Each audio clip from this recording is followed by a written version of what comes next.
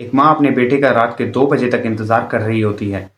थोड़ी ही देर में दरवाजे पे कोई आता है और दरवाज़ा खटखटाता है। माँ देखने जाती है कि आखिर दरवाजे पे खड़ा शख्स कौन है। जब माँ दरवाज़ा खोलती है तो देखती है जो इंसान दरवाजे पे खड़ा है वो उसका बेटा है। लड़खड़ाते कदम और हाथ में सिगरेट लिए उसका बेटा दरवाजे पे खड़ा होता है। माँ समझ जाती है कि अब ये बेटा वो बेटा नहीं रहा जो पहले कभी हुआ करता था। आज का ये वीडियो उन्हीं लाखों माँ बाप के लिए है, उन नौजवानों के लिए है जो जिंदगी से नहीं नशे से लड़ रहे हैं। ये कहानी है आदिल की। आदिल कश्मीर का रहने वाला 17 साल का एक लड़का था जो क्लास 10 तक अपने स्कूल का बेस्ट स्टूडेंट रहा।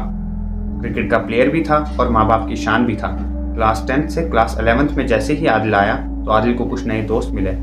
उनमें से एक दोस्त ने आदिल से कहा कि आदिल सिगरेट पी ले मेरे साथ। आदिल ने शुरुआत में तो मना ही किया, लेकिन फिर सोचा कि एक बार सिगरेट पीने से क्या ही हो जाएगा। सिगरेट से आदिल की शुरुआत हुई और फिर कब आदिल ड्रग्स करने लगा ये बात आदिल को भी पता न चली। सिर्फ 2 साल में ही आदिल अपने घर, अपने सपनों, अपने करियर और अपने माँ बाप से दूर हो गया और फिर पूरी जिंदगी आदिल को रिहैबिलिटेशन सेंटर में गुजारनी पड़ी।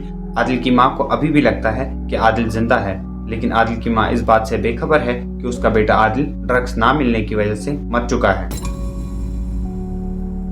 दोस्तों, भारत में करीब 8 करोड़ लोग ड्रग्स यूज करते हैं। सबसे ज्यादा नशा यूथ में है, खासकर 14 से 30 साल के बीच। पंजाब, हिमाचल प्रदेश, मणिपुर, जम्मू एंड कश्मीर, ये चारों ही जगह टॉप अफेक्टेड एरियाज में आती है। Heroine, brown sugar, injection drugs, ये सब चीजें आम हो चुकी है। इवन स्कूल्स और कॉलेजेस में भी ये सब चीजें बहुत बड़े स्केल पर स्प्रेड हो रही है। जिस उम्र में करियर बनाना था उस उम्र में बच्चे सिरिंज ढूंढ रहे हैं। और सबसे हैरानी की बात तो ये है कि इंडिया में हर 5 मिनट में एक डेथ नशे की वजह से होती है। दोस्तों, नशे की शुरुआत ऐसे ही होती है। आपका कोई दोस्त आपसे कहता है कि एक बार ट्राई कर ले यार, सब ट्राई करते हैं।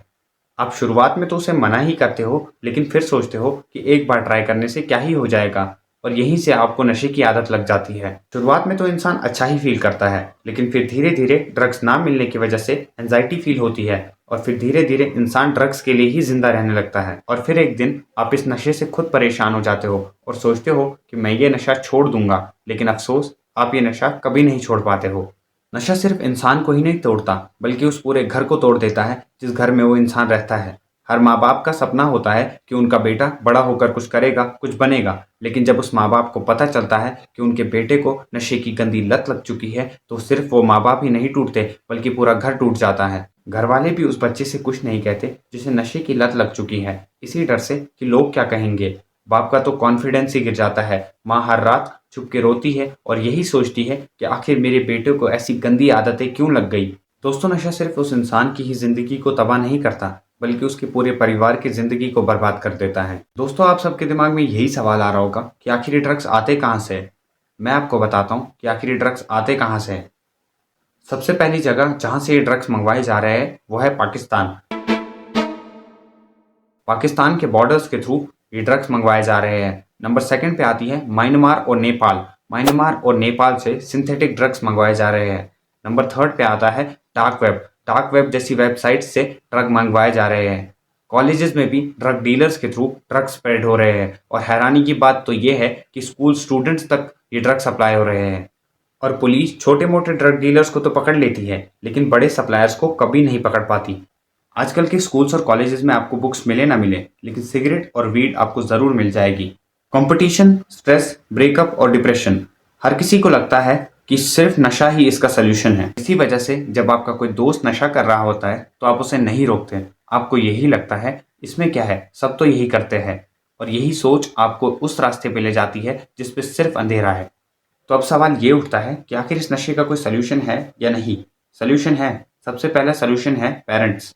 पेरेंट्स प्लीज अपने बच्चों की बात सुनिए, उनको समझने की कोशिश कीजिए। हर वक्त उन पे चिल्लाइए नहीं, उनका दर्द समझिए कि आखिर ऐसी कौन सी चीज़ है जिसकी वजह से आपके बच्चे नशे करने की तरफ लग चुके हैं। दूसरा सलूशन है स्कूल्स और कॉलेजेस। अगर स्कूल्स और कॉलेजेस में अवेयरनेस प्रोग्राम्स होंगे तो बच्चे भी इस बात से अवेयर होंगे कि ड्रग्स जैसी चीज़ से दूर रहना है। अगर पेरेंट्स, टीचर्स और स्टूडेंट्स एक साथ काम करेंगे तो ही इस सोसाइटी को हम ड्रग फ्री बना सकते हैं। तीसरा सलूशन है गवर्नमेंट। गवर्नमेंट क्या कर सकती है? गवर्नमेंट हर एक सिटी में एक रिहैबिलिटेशन सेंटर दे सकती है जो फ्री और सेफ होना चाहिए।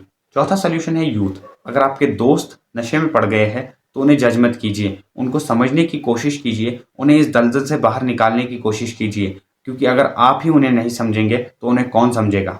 5वां सॉल्यूशन है सोशल मीडिया। अगर आप नशे को कूल दिखाना बंद नहीं करेंगे तो इस देश को कभी भी इस नशे से आज़ादी नहीं मिलेगी। और सबसे बड़ा सॉल्यूशन है हम लोग। अगर हम नशे को मना कर दे तो कोई ऐसी ताकत नहीं है जो हमें नशे की तरफ ले जाए।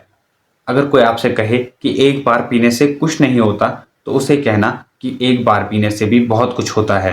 मेरी आप सबसे यही रिक्वेस्ट है कि आप सब प्लीज़ नशे से दूर रहना, क्योंकि नशा सिर्फ घर नहीं तोड़ता, नशा परिवार तोड़ देता है। अगर आपको ये वीडियो अच्छा लगा हो या इन्फॉर्मेटिव लगा हो तो वीडियो को लाइक ज़रूर कीजिएगा, कमेंट में से नो टू ड्रग्स ज़रूर लिखेगा। मिलते हैं किसी नई वीडियो में, तब तक के लिए धन्यवाद।